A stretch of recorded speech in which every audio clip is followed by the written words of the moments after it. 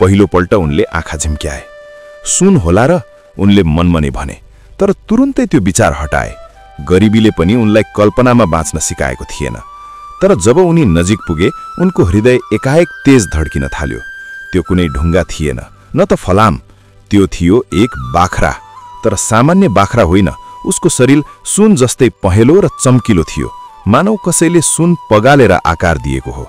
जंगलको हरियाली बीच त्यो दृश्य असम्भव जस्तै लाग्थ्यो। बाख्रा डराएको जस्तो देखिन्थ्यो। उसको एउटा खुट्टा घाइते थियो र उसले हल्का कराए जस्तो आवाज निकालिरहेको थियो। बुढाको मनमा डर भन्दा पहिले करुणा जाग्यो। हाय राम, उनले बिस्तारै भने, घाइते रहेछ। उनले बाख्रासँग बिस्तारै नजिकिए। बाख्रा भागेन, बरु मानव मद्दत मागिरहे झैं उसले आँखाले हेरी। बुढाले आफ्नो झोलाबाट सानो रोटी निकालेर बाख्रातिर बढाए। त्यो दिन उनीसँग त्यो नै अन्तिम खानेकुरा थियो, तर उनले एकछिन पनि हिचकिचाएनन्। बाख्राले रोटी सुँग्यो र बिस्तारै खान थाल्यो। त्यसैबेला बुढाले पात र पानीले उसको घाउ सफा गरे।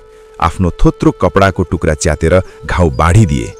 डर नमान, उनले भने, म तिमीलाई केही गर्दिन। साँझ पर्न थालिसकेको थियो। जंगल अँध्यारो हुँदै थियो।